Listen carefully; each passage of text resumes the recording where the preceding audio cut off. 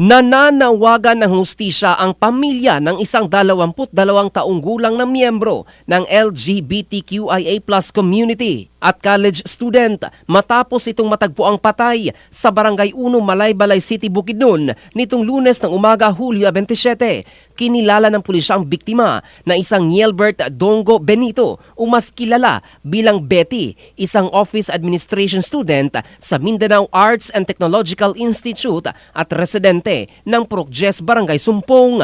Ayon sa Malaybalay City Police Station, alas 7:45 ng umaga nang makatanggap sila ng ulat mula sa isang tauhan ng City Security Unit hinggil sa natagpuang walang buhay na katawan sa Purok 7 Barangay 1 Heights malapit sa Folk Arts area. Agad na rumisponde ang mga pulis kasama ang SOCO upang isailalim sa investigasyon at masiguro ang seguridad ng lugar.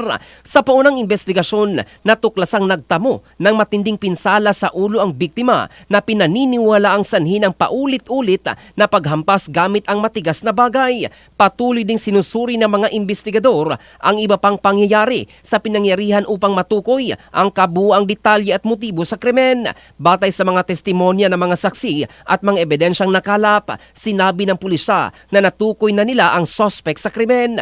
Kasalukuyan ng isinasagawa ang hot pursuit operation upang agad itong maaresto habang inihahanda ang kaukulang kasong isasampa laban sa kanya. Samantala, nananawagan ng hustisya ang pamilya ng biktima at umaasang mapapanagot sa lalong madaling panahon ang responsable sa krimen. Patuloy naman ang pangangalap ng karagdagang ebidensya at pahayag ng mga testigo habang hinihikayat ng pulisya ang sinumang may impormasyon na makipag-ugnayan sa Malaybalay City Police Station.